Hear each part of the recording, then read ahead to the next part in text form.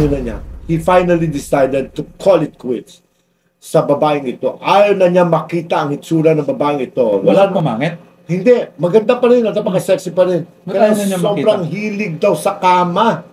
Oh, marami siyang binibiling kama sa bahay nila. Hindi. Wala siyang kapagurahan sa sex. Wala siyang kapagurahan. Blinded ang marami sa atin ngayon, Nay, sa pinag-uusapang loto, sa PCSO. Yeah. How about loto na yan? Nay, kasi, di ba, madami mga nagsasabi na totoo bang may nananalo. Isang pangarap na binubuo ngayon ay ating Miss Universe Philippines. This is Michelle D. Yes, because she's competing for the Miss Universe crown this coming November 18 na, ang finals, no, sa El Salvador. Balita-balita kasi the past days na talagang months na raw, na hiwalay na raw ang mag-asawang Richard Gutierrez at Sara Labati. At ang binabalita nila rito ay tinuturo na naman na ulit si Annabel Rama na may kinalaman sa hiwalayan. Ano masasabi mo dito, Nay, sa hiwalayan? Speaking of this paghihiwalay, Nay, isa sa mga couple na sinasabing naghiwalay ay si Sian Lim and si Kim Chiu. Naging sila ba talaga? Ikaw, maging sila ba sila? Comment ka naman dyan. Sila ba? Sa tingin mo, confirm? Na si Alex Gonzaga. Oo nga, si Alex. Na napanood ng maraming karamihan ngayon yung interview ni Tony Gonzaga, kanyang kapatid. Ng kanyang nag-conceive, pero nag-miscarriage. For the second time.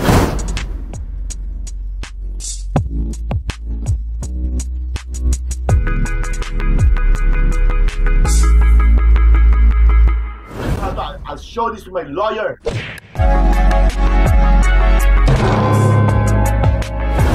Hello! Thank you so much! Alam mo, thank you. Sana parami na subscribers natin. Dumadami na ang lahat naman nagmamahal sa atin. At patuloy tayong magsisipag, patuloy tayong magbibigay sa kanila ng mga ganitong klase ng mga panoorin. Yes, at stop the hate. Sabi ko nga, di ba? Let's spread love.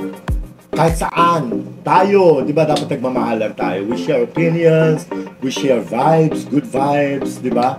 Kumbaga, may dapat pag-usapan, kaya, alam mo ang na. good vibes na to, sa lahat ng mga hindi pa nakakapag-subscribe, subscribe ka na, pindutin mo na ngayon pa lang ang ating subscribe button. Nang sa ganon, ay patuloy mo kami mapanood. Oo, at saka, Diyos ko, twice a week pa nga lang tayo, di ba? Kailangan lahat kayo, dapat nakapasok na kayo rito para masaya tayo. Dito, ang tayo ay ang OOTD!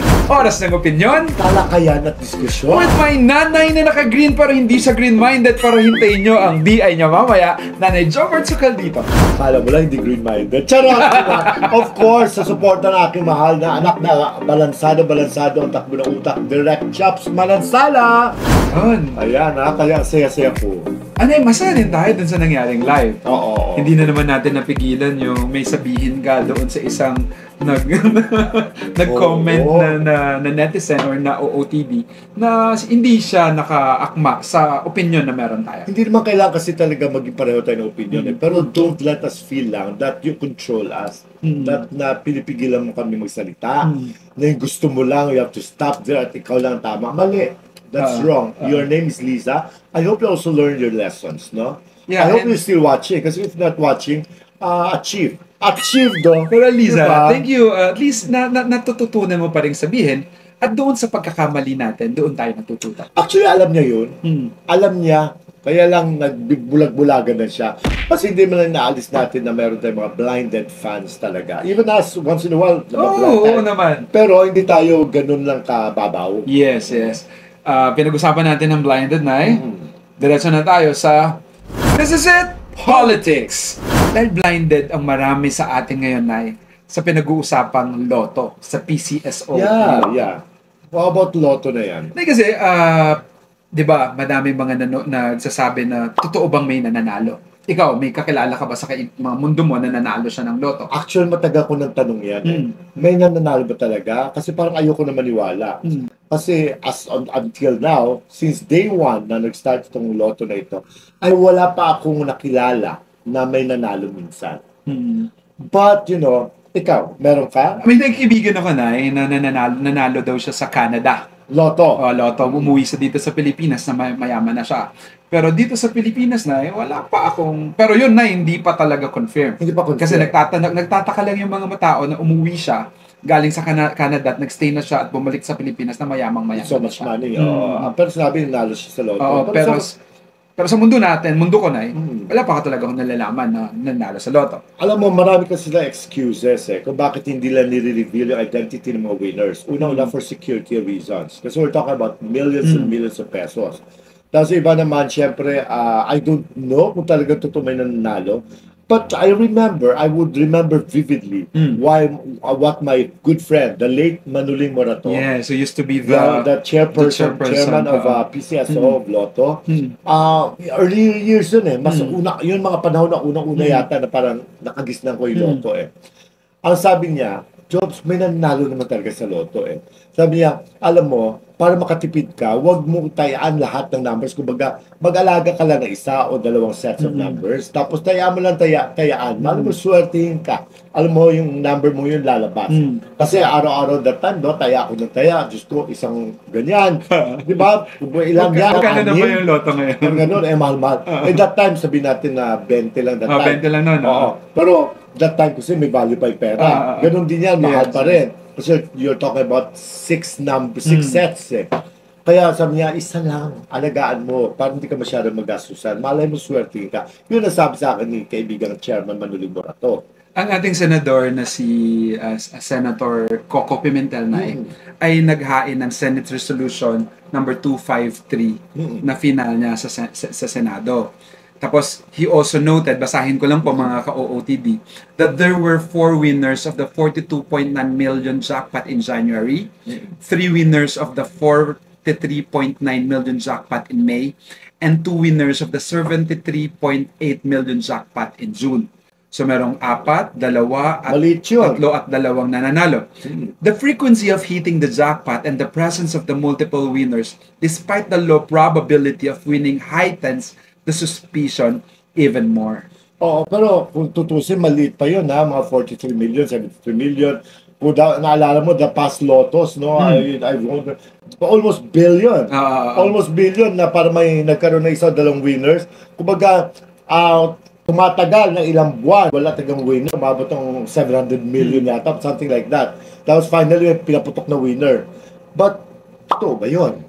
Meron kasing sinasabi na may probability kasi palagi na halimbawa, the probability of winning in the 642 Lotto is 1 in 5.2 million chances. 1 over 5.2 million chances. While it is 1 in 40.5 million in the case of the 658 Ultra Lotto. Pero di ba na-mention mo earlier that in January there were 4 winners of 42.9 million jackpot. So, ganun nakadali sa kanila, tapos 3 winners in the next month, tapos 2 winners in the next month.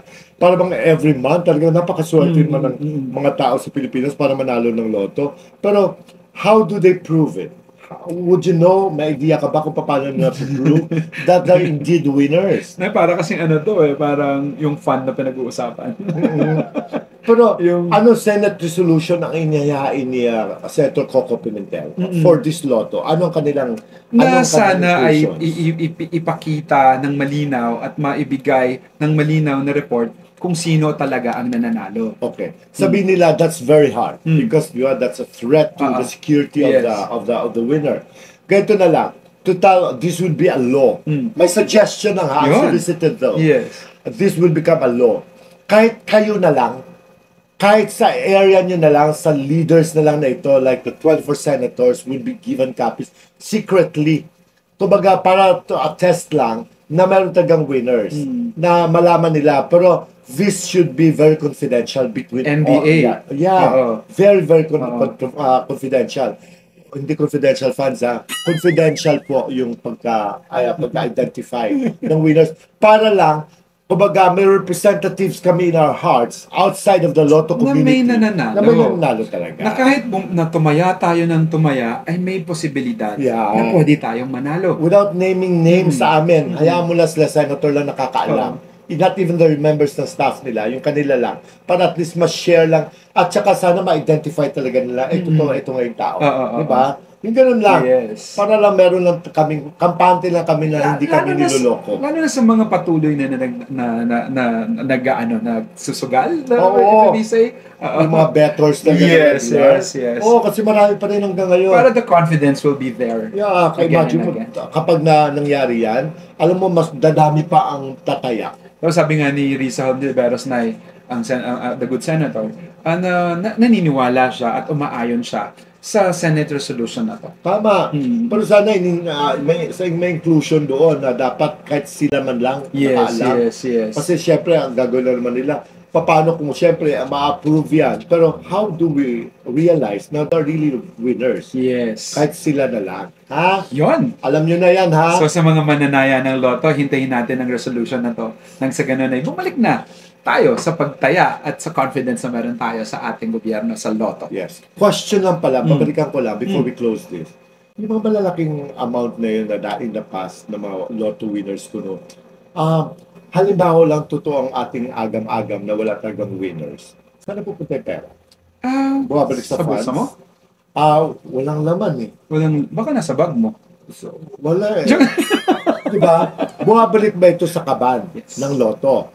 Or may pinupuntahang ibang bulsa ito? Kasi I heard stories. They may be fiction or what. They may not be true. Oo, they may not be true. Na sabi nila, yung mga official daw, tsaka may mga top honchos sa government na nagbubulsa nito. Or iba naman, binabalik sa funds ng loto ng PCSO para itulong sa maging budget, additional budget ng PCSO. I hope this is true.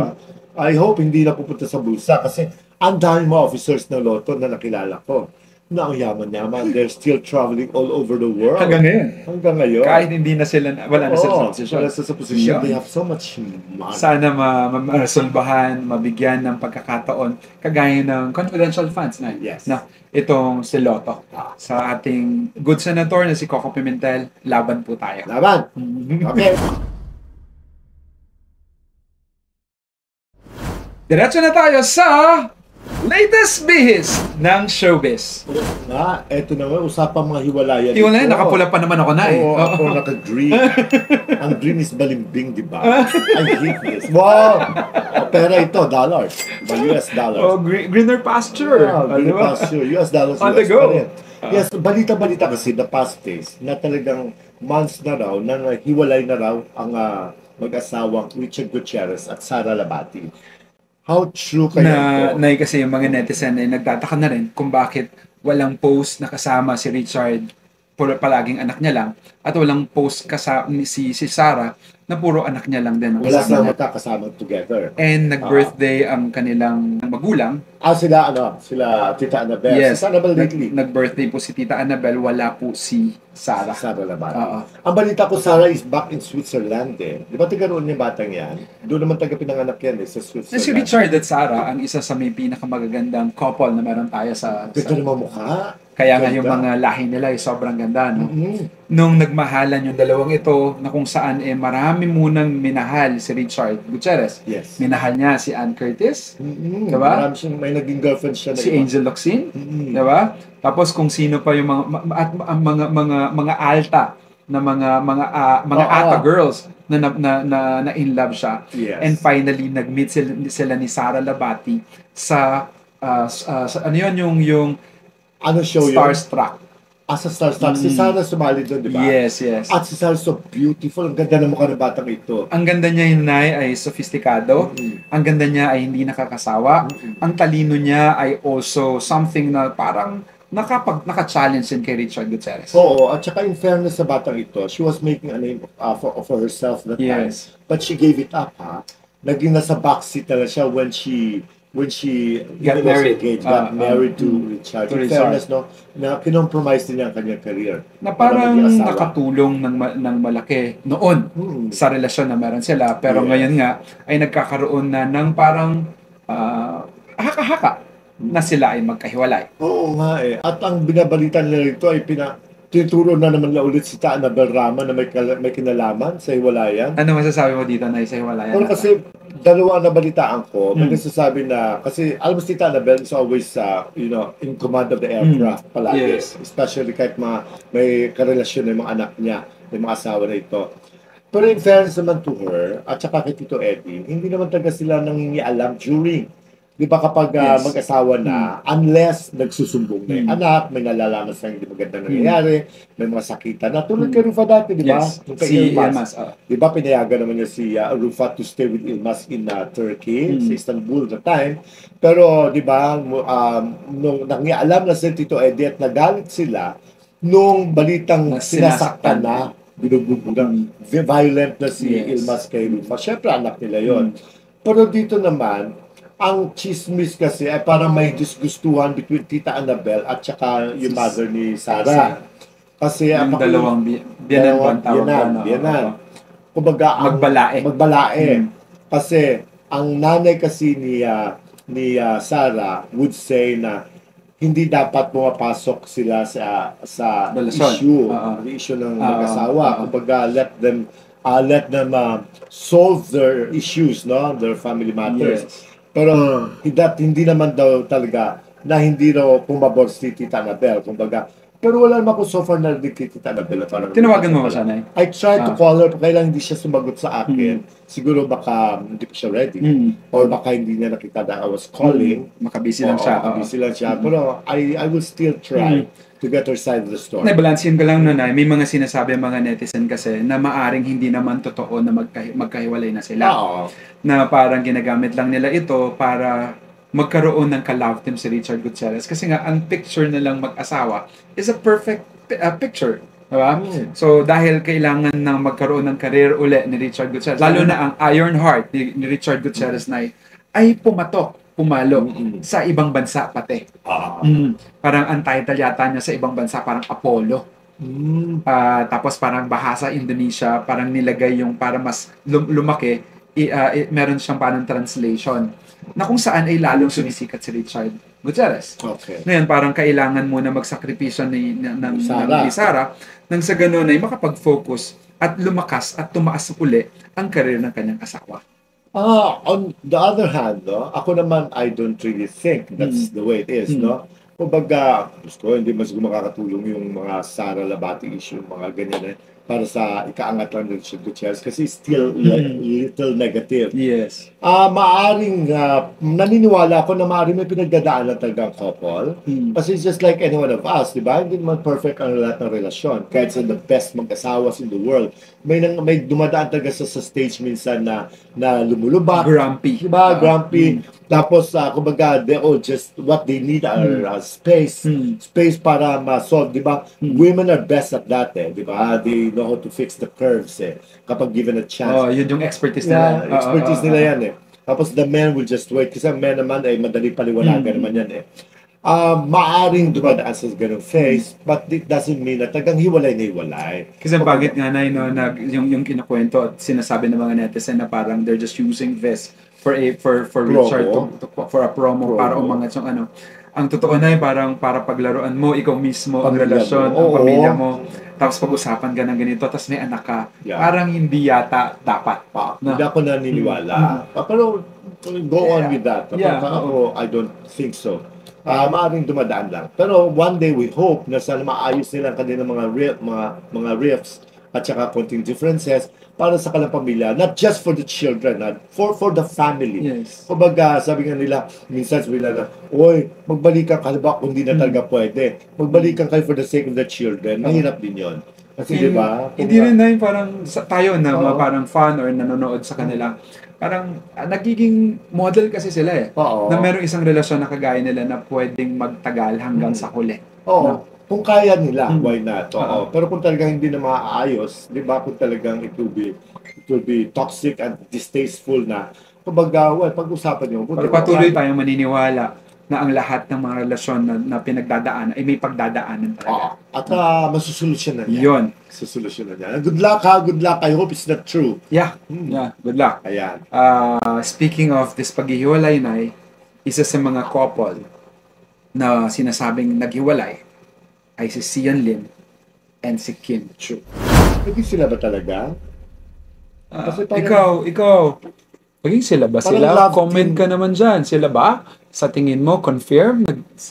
Parang love team lang ang tingin Ikaw ko naman, eh. naging sila naman. Kasi sila pero were very 30%, yung parang gano'n, hindi full blast. Ang feeling ko, kasi parang they're just a love team. Kasi parang bang, on the rebound lang that time si Kim Chiu na hiniwalayan siya ni Gerald Gerald. Anderson Siya- for Kim Chiu.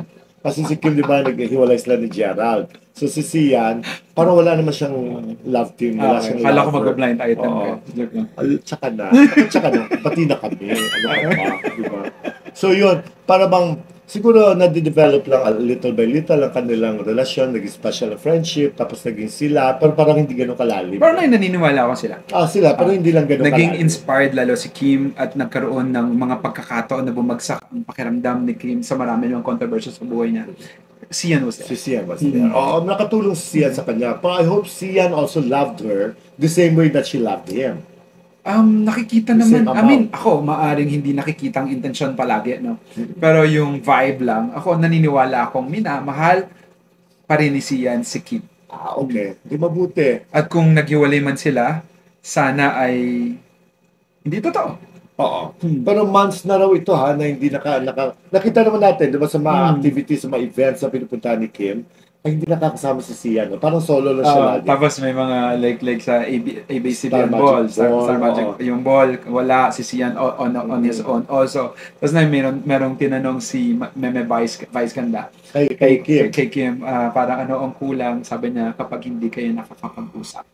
It may not be the verbatim, pero ang lalim ng hugot niya at kumuha ang mga netizen at parang nag-isip na ay mukha talagang naghihiwalay na sila. Oo, naku, isipin mo yung sa sinagot niyang kapag hindi kayo nagkakausap. So, sino ayaw makipag-usap kanino? Tapos parang may iyak-iyak si Kim. Okay. Ay, nakikita mo si Kim, no? Tayong sa marami ng pagkakataon na isinawalat niya ang love life niya sa publiko. Nakikita kung gaano siya magmahal, kung gaano kalalim siya magmahal. Diyos ko, nang baklang-bakla nga. Di ba naalala mo na sila pa ni Gerald Anderson? Niligaluhan niya si Richard ng ano yun? Si Gerald. Si Gerald nga. Gerald Anderson ng cellphone. Oo, tapos Ng ref. tapos may kotse-kotsehan pa. Mga pink na kotse. I don't know. Pero, kasi nga na, Di ba? So, naalala ko pala sa interview nga ni Vice kay Kim, no? Yes. Paano naging bakla rin siya. Yes. Kasi wala siyang pakialam. Total, ganun siya eh. Gusto niya pasayahin ang kanyang partner, ang kanyang boyfriend, di ba? Kung anong gusto niya, regalo, sodang mahal niya, wala siyang pakialam. Pero dahil Oo. sa mga siguro mga pinagdaanan niya, napakagaling na ngayon sa Linlang. Sa pelikulang It's a teleserye of teleserye. ABS-CBN na nagtatrending ngayon, Nay. Grabe ka, Juliana. At least, may hugot siya ha, may pinagugutan. na nakakatuwa at patuloy. Ako, basta na ang ganda-ganda ang ganda-ganda. Sobrang ganda ng Linlang. Eh, natututo na rin si Kim Taga Marte. Dati medyo pahapyaw lang siya hanggang sa ngayon, eto na siya na siguro sa lahat ng mga pinagdaanan niya ay meron siyang hugot na tinatawag na Buti nga naka-recover yan eh.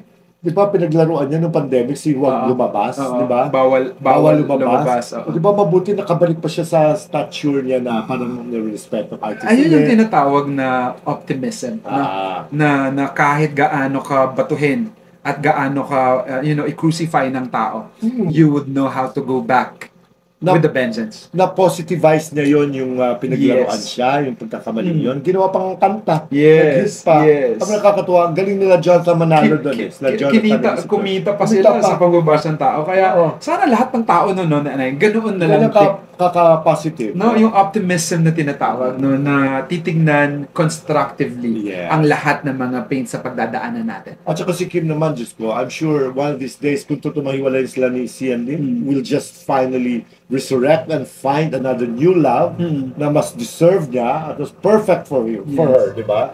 At si Sian din, di ba? Kung saan siya masaya, go. Yes. Oo. Kung kanino siya masaya, go. Ano yung Di ba? Kanino babae, o kanino pa. O kanino pa, o. Yeah, ako Basta naman. kung saan siya masaya, I love you. I love you guys. Yeah, we will always pray na lahat ng mga relasyon na meron ay will blossom into something beautiful.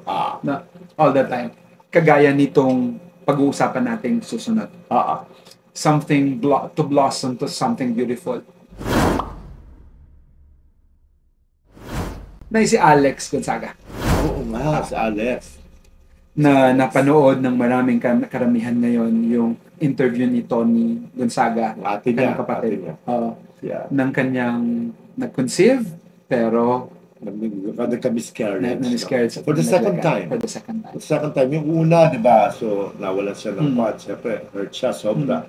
Ang kanyang husband, si Mickey Murada, a counselor in Lipa City. Nakita naman natin yung love story nila. So cute, no? Napaka-cute. Tapos nabuntis siya, tapos hindi na tuloy. Nakunan.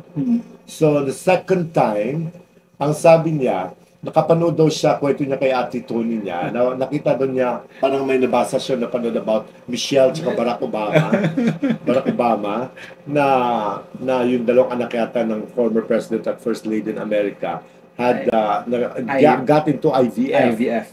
So finally, nag-effect, na-achieve niya. Na-achieve nila ni Mikey. Tapos, after third week yata, parang doon na naman siya nalungkot kasi hindi natuloy yung bata. Nagka-miscarriage pa rin, nalaglag pa rin. Tinanong siya ng ate niya na sabi niya, bakit kasi nagmamadali? Kasi nga na ano na siya sa mga tao sa paligid niya na, di ba, pag may mga dadarate, ikaw, kailan ka magpapakasal? Ganyan. Kailan ka magkaanak? Ikaw naman, pag yung ate mo nanganak na at ikaw may asawa ko, ikaw naman susunod. So, pressure siya. Hindi namin naman ni Alex dyan. Na isa sa interview na yon, yung napanood natin na parang naramdaman. In vitro fertilization. Yes. Sorry, yes. Okay. Sorry na. Yes, it's okay, Nay. Yung IVF na yon, ang ginamit nila ng sa ganoon yung method na yon, na marami naman kasi sa iba na naging successful. Very successful. Tinanong, expensive nga lang expensive, millions, Nay. Tapos mas pwede sa ibang bansa. Like may kaibigan ako, marami akong kaibigan na IVF and naging successful naman ang karamihan sa kanila. Sabi ni Tony, bakit ka nagmamadali? Pressure kasi ako, ate. Lalo na nung nagkaanak ka na, tapos sinasabi ng tao na parang ako na. Tapos naiyak siya na when they talked about yung mga stories sa Biblia, like si Sarah na parang Abraham na menopausal na siya. Hindi na sila naniniwala magkaanak pero magkakaanak pa rin sila. Parang naisip nila sa karanasan na yon na in God's perfect timing. Tama naman yun. Na yung panonood ko na yun sa kanilang dalawang magkapatid. Sa dami ng mga bashing na natanggap nila. Sa dami ng mga balakid na pinagdaanan nila. Sa dami ng mga crucifixion na crucified sila so many times. Pamilya pa yan. Buong pamilya. Pero patuloy silang naniniwala na ang Diyos pa rin ang mananahan sa lahat ng ito. And that is nice of them. Kasi syempre, isa't sa tabi naman natin yung kung ano mga ibinabash sa kanila. But sa ganito mga pagkakataon, this is something real talk ito. At saka it really happens in lives of people. Like, sabi nga, pinaliwanag ni Tony that it wasn't also easy for her. Sila, 3 taon sila mag-asawa ni Paul, Soriano, bago sa biniyayaan ng anak. Kumbaga, actually, ang dapat yan isipin, ang mindset dapat dito ni Alex. Kumbaga, don't compete with your sister at don't get pressured by the people around you. Kumbaga, just do your thing. Kung bibiyayaan ka, huwag ka ma-pressure. Alam ko siya, yung stress sa pressure at talaga baka main factor sa kung bakit hindi ka nakakabuo. Diba? Kumbaga, hayaan mo lang. Kumbaga, sabi nga, in God's perfect time, maybe, Diyos ko, iba nga dyan. Basta importante, hindi ka baog. Diba? At least you get a chance na mabuntis pa rin. Kasi iba rin talaga para sa isang couple, especially married couple, na may anak. Kasi yan talaga nagkukumpleto ng kanilang pagkatao. Sa interview na yun, parang nakita mo yung other side ng magkapatid. No? Yung nadata-rata yung cake na, di ba, na-bash si Alex Gonzaga doon. They called her different names, no? Kasi eto siya talking about the faith that she has, that the family has, that believing that despite of what happened, there's a beautiful purpose and plans that God has made for them. At saka sa mga tao talaga who still bash them because of this, no? Iba kasi sabi, na-karma lang yan, Yes. Stop it. Hindi maganda. Hindi maganda. Kumbaga, huwag niyo isali mga yun. Kasi ito ay mga innocent souls na nalalaglag, hindi nila kagustuhan yun. Hindi madali yung para sa isang magulang, sa isang tao na malaglagan ng anak. Kumbaga, let's pray for them na one day they'll be blessed. Kumbaga, para kumbaga may kanya-kanya tayong ups and downs in our lives, even in show business. Kung medyo hindi nyo gusto ang mga nangyari in the past, huwag nyo naman generalize. Kasi sabi nga nila, your past doesn't define your future. Tandaan nyo lagi yan. God is good, ha? Para sa, kahit sa ating lahat, hindi lang naman kay Tony at kay Alex. Sa atin lahat, even to the worst of criminals, give them a chance to live and become better persons. Ako niniwala ako doon. Sa mag-asawang Alex at Mikey, good luck, good luck. Maaring hindi maganda yung pinagdaanan. Pero salamat sa isang inspirasyon na ipinakita nyo sa amin. And be strong. Be strong. Yung lahat ng pain, kung makikitaan mo lang, nalalakas ka, and the faith that you have, ay aangat at aangat yung pakiramdam mo na tama.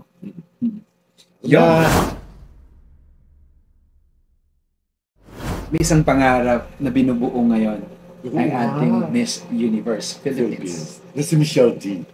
Yes, because she's competing for the Miss Universe crown this coming November 18 na, ang finals, no, sa El Salvador.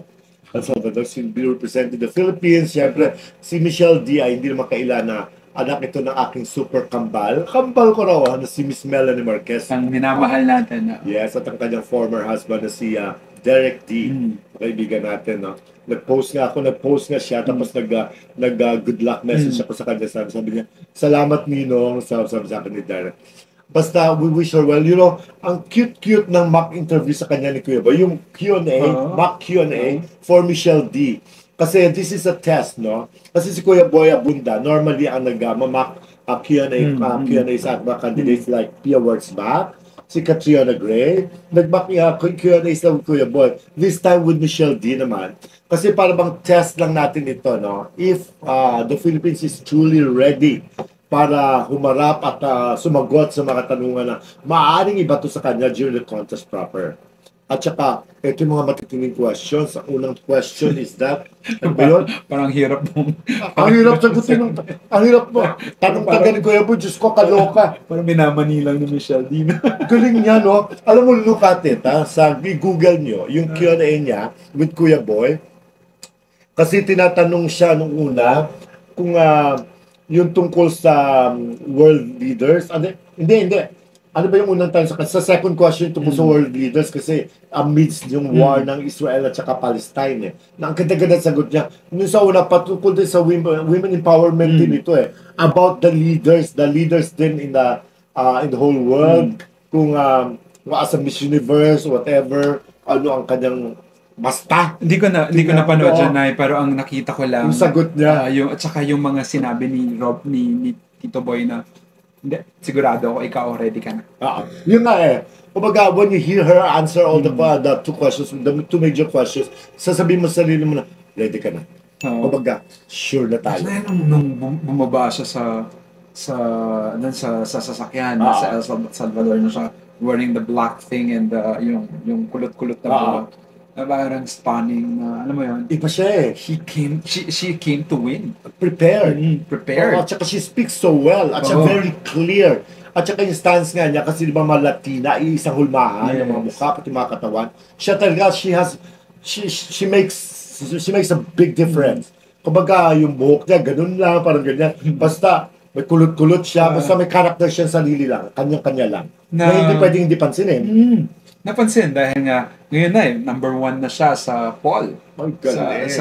Merong parang sinasabi, nag-nominate ka na ba? Sabi nung sa kaibigan ko, nominate ba sa Miss Universe pa niya? Matalino yung bata. Ang talino ng bata. Actually, matalino rin naman kasi si Melanie. Hindi nga lang, alam, broken English na talaga yung babaeng yan. Pero street smart. Street smart yan. Street smart. Yung iba yung talino kasi talaga ng bookist. Tsaka, yung confidence niya iba. Tsaka yung cerebral. Cerebral yung gumagana sa kanya. Sa ating Miss Universe Philippines. Naku. Gusto sana manalo tong bata na ito kasi bakit? She deserves it. We'll please wish her well. I-pray natin na manalo siya. But in the case, in the event na halimbawa man hindi tayo pinalad, still we still should be so proud of her because we know that she could represent the country very well. Very well. Ngayon pa lang na laban na siya. Laban to. Laban, baby. Laban. Diyos ko, this will be the 4th crown. The 5th crown. Yes. At ang kapag nanalo siya, Nay, pero mo, nanay niya, Miss International, tapos ang anak niya ay Miss Universe. Imagine mo, 1969, Miss Gloria Diaz, she won this contest in Long Beach, California. Memoryado. Si Miss Margie Moran in 1973 won this in Athens, Greece. In 2015, si Miss Pia Wurzbach won this in America, in Las Vegas. Tapos, the 4th crown was won by Catriona Gray in 2018 in Bangkok, Thailand, di ba? So the 5th will be won by, of course, no less but Miss Michelle D. from the Philippines in El Salvador. Abangan natin yan. Kailan ba complete natin yung top 5 crowns ng Miss Universe. Ay, sarap-sarap naman ang feeling. Ayan ha, good luck! Sabay po tayo, good luck. Kailan mananalo yan? Winning for us. Winning ha? Good luck, Miss Michelle D., our Miss Universe Philippines, and soon to be the Miss Universe 2023. Nay, meron silang sinasabi. Ano po yung sinasabi nyo? Ha? Wala kayong kapaguran? Nababasa niyo. Mag-comment po kayo. Comment para mabasa po namin. Batang Stanislaw. B.I. Batang Isla B.I. Blind item daw. Ito na po ang blind item! Ang naku, dalawa ito. Dalawang blind item natin? Dalawang subject. Blind item. Isang lalaki at isang babae. Mag-shota ito dati, mag-boyfriend. Ngayon? Wala na. Wala na. Okay. The girl is a very sexy actress. May clue na agad. Actress-singer. She's very beautiful. Actress-singer yung babae. Tapos, yung lalaki naman is an actor. Nagwapong actor ito. Super hunk. Hunk na actor, nagwapo. Palbo na nga eh. At least may clue na. Okay. Naging jowa niya itong napakagandang sexy actress na ito, actress-singer. Alam mo, after a few months, ayaw na niya. He finally decided to call it quits sa babaeng ito. Ayaw na niya makita ang itsura ng babaeng ito. Wala pamangit? Hindi. Maganda pa rin at napaka-sexy pa rin. Kaya sobrang hilig daw sa kama. Marami siyang binibiling kama sa bahay nila. Hindi. Wala siyang kapaguran sa sex. Wala siyang kapaguran. Tapos din ang katanong mo? Wala siyang kapaguran sa sex. Sumuko si lalaki. Ito ba? Diyos ko, hindi lang 12 times a day din. Di ba? May dati tayo na pag-usapan, mga 12. Hindi lang, 12, 14 times a day. Diyos ko, wala siyang, yung appetite niya sa sex ay sobrang taas. Noong mga panahon na yun. Alam mo nangyari sa lalaki? Namayat, natuyuan. Nag-drugs? Sa St. Luke's. Akala ko nag-drugs. Sa hospital. He was confined. Oversexed. Ay! Sobra. Naging issue yan sa showbiz. Na oversex yung lalaki. Ganun kalala yung girl. Totoo. I don't have any other words to use. But go straight with the word sex. Yun talaga, totoo yun. Na-confine, na-ayayat, natuyuan si lalaki. Ganun kalala yung babae. Grabe na eh. Pero ngayon, titignan mo naman siya, parang hindi naman. Parang harmless yung girl. No? Grabe lang talaga yung girl. No? Grabe lang May mga babae talaga ganoon yung appetite sa libido na tinatawag. Kawawa yung husband niya ngayon. O baka nagbago na naman. Baka nagbago ng yes. landscape ng landscape ng ano niya. Tapos si lalaki, naka-recover naman. Okay naman. May sinasabi sila na nababasa ko ngayon. Ang sabi nila, CLUE. Clue. Clue yun. Clue. Yung babae. Wait lang, bago ka mag-clue, sa mga hindi pa nakakapag-subscribe dyan, lambing muna kami. Subscribe ka na habang nanonood ka. Kung first timer ka dito, sigurado namin na mag-e-enjoy ka sa bawat panonood mo sa amin. At saka i-push mo yung notification bell para ma-update ka sa mga ina-upload namin ng mga videos. Diba? Yun, magkuklue na tayo. Ayun, nag-subscribe na siya. Si lalaki walang buhok. Magpakalbo. Kaya na gwapo. Oo. May O sa kanyang, kung walang buhok, may O ba sa kanyang sa kanyang pangalan? May oo. At saka may aa. Sa kanyang apelido? Nandun lang. O si babae? Sa babae, aa. Hindi. Ay. Basta. Huwag na. Kasi yung bakit. Ano bakit ha? Huwag kayo may sandali ha.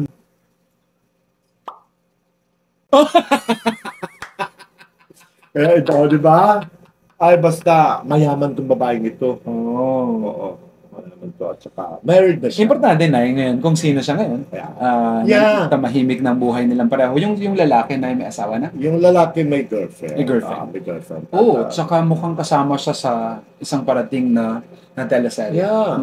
Medyo active mo yung lalaki. Yung babae, active naman but yun, syempre, naka-focus mo na siya sa family life. Grabe no, yung ma-hospital ka dahil na oversex ka.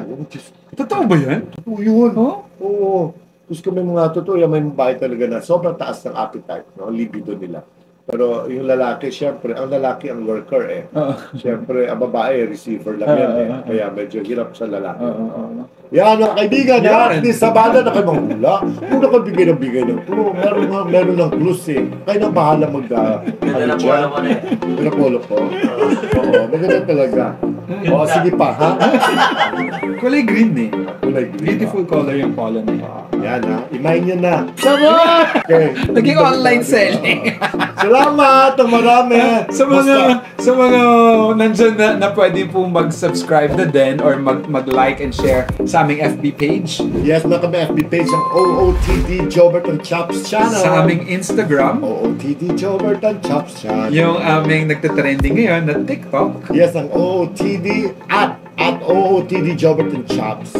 And of course, ang aming Twitter.